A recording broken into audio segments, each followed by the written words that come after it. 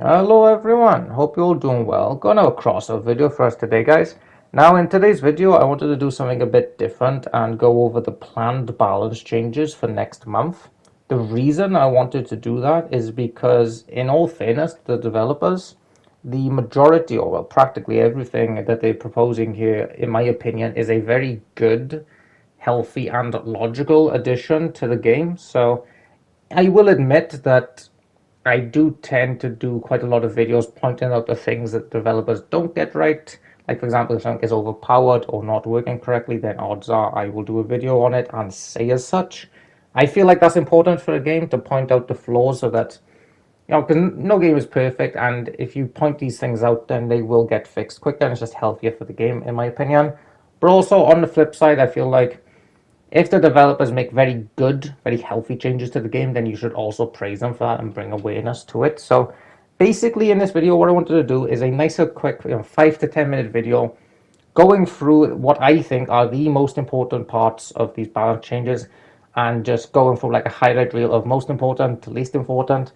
Because like I said, this balance changes are really good for the overall health of CROSSOUT, in my opinion, and I agree with practically everything here except for like 1 or 2 points, which is really good. Like, 5 steps forward, 1 step back is a very good pace, in my opinion. So we'll jump in straight with the most important thing in this balance change update, in that the Jupiter, the Comet, and the mainframe are all getting nerfed. Thank God. Okay, starting with the Jupiter, I'm honestly really surprised they nerfed the Jupiter in particular, because for those who don't know, Crossout developers almost never nerf a weapon that is within the battle pass. So the fact that they've done the Jupiter nerf this soon is really, really solid. Now, as for the nerf itself, basically they are nerfing the AoE of the projectile from 12 down to 9. That's what was that, 25% reduction, pretty huge reduction, which is really good, because the main problem with the weapon is that it was so easy to use, and that AoE was so large that you essentially couldn't miss. Moving on to the Comet, you've got a 20% reduction to its alpha damage. Basically now, instead of 700 damage, it's going to hit at 560. It's still going to do the 1300 odd damage against armor. I still feel like that's a bit too strong. Bear in mind, 560 is basically what Scorpions hit, so your Comets are hitting just as hard as Scorpions, which obviously Scorpions are relics, I don't think. And it's still hitting about 1300 against armor, but it is a good nerf overall, but I still feel like it's a bit too strong. As for the mainframe, that's basically getting hit with in the head with a hammer. It is getting nerfs to pretty much every aspect of its perk design.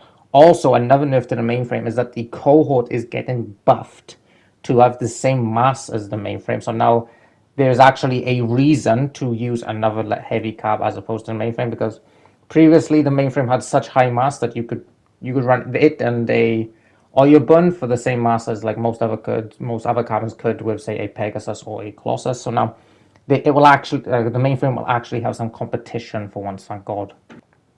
Okay, moving on. Both the red and blue Icarus hovers are getting perks, which is actually a huge oversight. I can't believe people didn't point this out sooner. But yeah, the hovers in the game basically didn't have any perks since their inception, which is a really good and nice change in this update.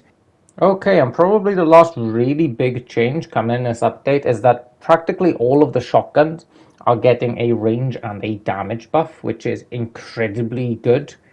Shotguns have been terrible for quite a while now, and breakers especially have been probably the saddest relic in the game for absolutely ages. So anything that they can get just to increase their efficiency is fantastic, because yeah, pretty much across the board they've been almost useless, to be honest.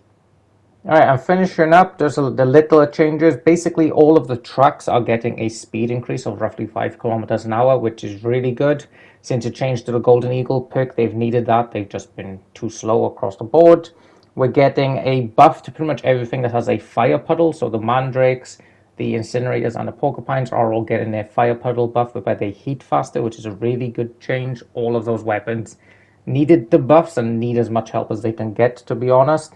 The Charon, or the Chiron, in the Battle Pass, that's getting a damage buff of 15%. That's really good, because as we talked about in the video I did a couple of days ago, maybe last week, that the base damage of that weapon is just too low to really hit what you're aiming at, to be honest, or hit what you want to hit.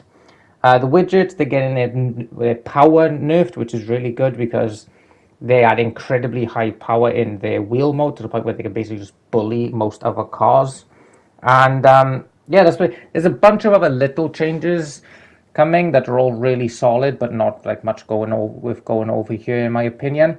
Like I said, there's only one really big issue with these balance changes. One thing that I disagree with, whereby they are buffing the Athena essentially. So they're giving it 25% more damage, but they're nerfing the shots in the cylinder by 20%, and they're increasing the heat rate. So they're basically buffing it. Now, the reason they said that they're doing this is because it's not a popular weapon.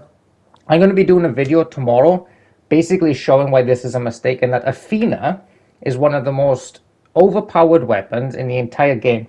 And the reason they're not very popular is because they're so damn expensive. They're like 13,000 coins on the market on PlayStation at the moment, which is like 5 times the price of like a craftable legendary. That is the main reason that they are not very popular, not that they're underpowered by any means. The Athenas are almost as strong as the Comets and the Jupiters are, but they don't get the light or the attention that the other guns do, just because they're so expensive. So that's for tomorrow's video. But like I said, pretty much 5 steps forward, 1 step back, in my opinion, with this update, and it's incredibly good for the health of the game. So yeah, fair play, devs. Please just keep that stuff going.